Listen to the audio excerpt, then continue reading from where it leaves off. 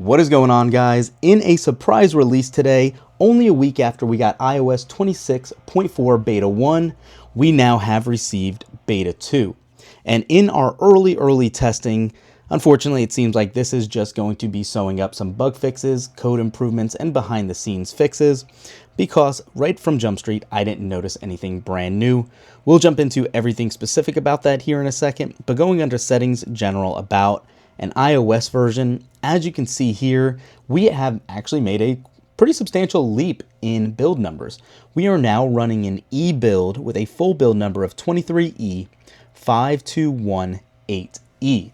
So this comes again just a week after Apple released the initial rollout, and I have to say, Beta 1 wasn't terrible. It was kind of trashing my battery. Geekbench scores were kind of all over the place. They were still consistent, but not as high as 26.3 as you would expect. Now, before we jump into anything else, I do want to say from Beta 1 and using the phone for the first time, the 17 Pro Max did get a little warm. So we haven't done a heat check in a while, but I do want to do it here just to show you. And it seems like it's dispersed around the display or around the backing of the phone pretty consistently, but it is warm nonetheless, and it is warm to the touch at that. So you can see we're hovering around 94 degrees Fahrenheit, pretty much all over. So not crazy, but definitely still higher than what it has been. This beta did also come in only a little over a gig, so that is definitely good to see. Hopefully that remains to be accurate going forward. Now also, since this has come up again recently, iPhone storage with iOS as a whole has been jamming up a lot of memory from system data and iOS itself. So I do want to give you an update here also. And system data you can see is a little over 21.7 gigs right now, which is up from the prior build. And then iOS again as a whole is now at 10.28 gigs for Apple Intelligence, which is a little higher than it was prior. iOS is at 14.31, and then the total size, obviously, that puts it at 24.59. So it is definitely picking up a little bit in size here yet again. Just something to keep in mind for those on older devices. This will constrain your memory quite a bit. 128 gig devices, there's a reason Apple kind of discontinued those and went away from it. And this is one of those reasons, simply for the fact iOS is pretty storage hungry. Now, if we jump into the developer website, we can see for once it's actually updated on time. And if we jump into the release notes, we do have a couple of listed items here. And we're not going to go through all these, we'll just kind of touch on them. But you can see background assets does have a new feature. And then it also still has a known issue. And the known issue is that apps might crash when downloading asset packs. And then the workaround is if an app crashes due to this issue, just relaunch it. There are external media issues with HFS external media might fail to mount. And the workaround for that for macOS only is to use CLI tool, disk utility, mount and attach the relevant disk device. Not ideal, but again, you kind of know what to expect with a beta. There is a resolved issue in the feedback app. Memory integrity enforcement for applications. There's a new feature where applications can now opt in to the full protections of memory integrity enforcement for enhanced memory safety protection. And then this is not new either. This is the same note from the prior beta, letting you know about end-to-end encryption for RCS messaging. But as you can read here, it still says this feature is not shipping in this release and will be available to customers in future updates. So keep in mind, Beta 2 still does not have this updated. As far as networking goes, the resolved issues are here as well.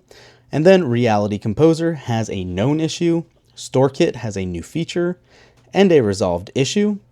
Swift UI has a resolved issue and a long known issue. And then UIKit has a resolved issue as well for the keyboard notification that might not send. And that's really it. So as you can tell from this release notes, there is nothing crazy here, at least outlined in those notes. If you actually jump into the music app, one of the main items that came in Beta 1 is the ability to use basically that new playlist playground that will let you smartly, with AI, create a new playlist. This is only available on or in beta and on Apple Intelligence devices. Please keep that in mind. We're not going to jump through this and create new playlists. I'm sure you saw that prior video. We'll click on one of the prompted ones that automatically will create one without doing it ourselves. Disco songs that define the 1970s will create the songs. automatically for you, curate the playlist, and allow you to save it just like that. Obviously, I have no interest in this. I'm not going to save it and discard it, but it has worked pretty well. That was up to speed with how it was in beta 1. I don't see any more speed improvements there, but I just wanted to let you know if you missed it, that it is a feature. As we kind of talked about also down here, if you actually go into your apps at the bottom here and go to messages, even though it is not active yet, you can see in the settings, you do obviously still have now RCS messaging and the end-to-end encryption beta still showing, but again, it is not working. Unsurprisingly, I didn't expect a ton of new features here. You can see everything is seemingly working pretty well. There's a little hiccup there in the control center. Let's launch Clash and see how this looks really quick and if it holds in memory. That was one thing I was very happy about in the recent updates. The RAM management seemed to be a little better. Let's go ahead and just scroll really quick on this. Let's close it out. Let's go into the Stocks app. Launch this, look around. You can see the OS itself is flying pretty well. I haven't even seen any dropped frame rates, which I will take. Let's go back into Chrome, scroll the dev site. Let's go ahead and find watchOS, go to release notes, go back out of it, App Store, apps, and now let's go ahead, once this loads, back to Clash and see how that worked.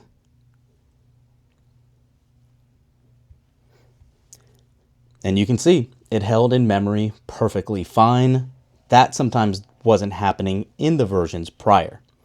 So really, as you can see, it is a basically performance update. I'm really hoping to see that battery life does improve here. One last call out, and then we'll end this video, is specifically in regards to battery life and how bad beta 1 was doing just today alone. One consistent theme I have noticed is home and lock screen has been really eating up battery more than it ever has. This never used to show up on my top kind of battery drains, but it consistently has been here for a while now. So just something else I wanted to let you guys know. You can see throughout the other couple of days here, let's go back in the lock screen. You can see 4%, 4%, 3%, 2%. And then last week it was at 11% and 5%. That's pretty substantial for something just sitting on standby and not really impacting anything. I get the always on display could have an impact on this, but I don't think that's exactly what that is showing, just so you guys know. But aside from that, that is the majority of what we have in this update. Since we got beta 2 already, let's talk about when we can expect beta 3. Since this is the last week in February and we really didn't expect this till March 2nd, I think March 2nd now puts us at what should be beta 3, so we only will have to wait one more week to get that. I also do think later this week or next, we should be receiving iOS 26.3.1 that we just did a video on, and it should be more of a bug fix update as typical ... releases are. Let me know what else you find, and if we find anything else, we will make sure to post a video telling you some other new features, and make sure to stay tuned for our 48-hour video as far as how it worked coming Wednesday. Thanks for watching. We'll catch you in the next one. Peace.